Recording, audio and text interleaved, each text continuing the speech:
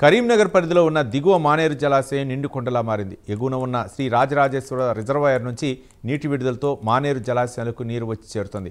ఎగువ మిడ్ మానేరు, కాకతీయ కాలువ, మయతుమ్మిద వాగు నుంచి వరద వచ్చి దిగువ మానేరులో చేరుతోంది. దీంతో ఎల్ఎండి స్పిల్వే గేట్లు ఎత్తాలని అధికారులు నిర్ణయించారు. ఇన్ఫ్లో 7,642 క్యూసెక్లు కాగా అవుట్ఫ్లో 9,309 క్యూసెక్లుగా ఉంది. ఎల్ఎండి పూర్తిస్థాయి నీటి మట్టం 24 టీఎంసీలు కాగా ప్రస్తుతం 23 టీఎంసీల నీటి నిల్వ ఉంది. నిన్న 4 గేట్లు ఎత్తి నీటిని దిగువకు విడుదల చేశారు.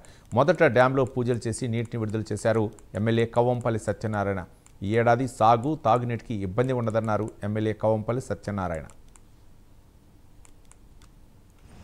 సాగునీటికి కానీ తాగునీటికి కానీ ఈ సీజన్లో వచ్చే సంవత్సరం వరకు ఏ నీటి కొరత లేదు.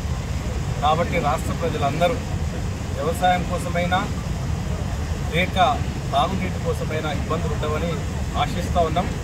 ఇంకా వర్షాలు పడే సూచనలు ఉన్నాయి.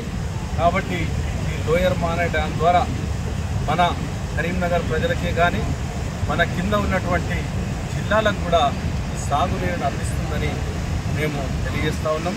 చాలా సంతోషంగా ఉన్నది. చూస్తూ ఉంటే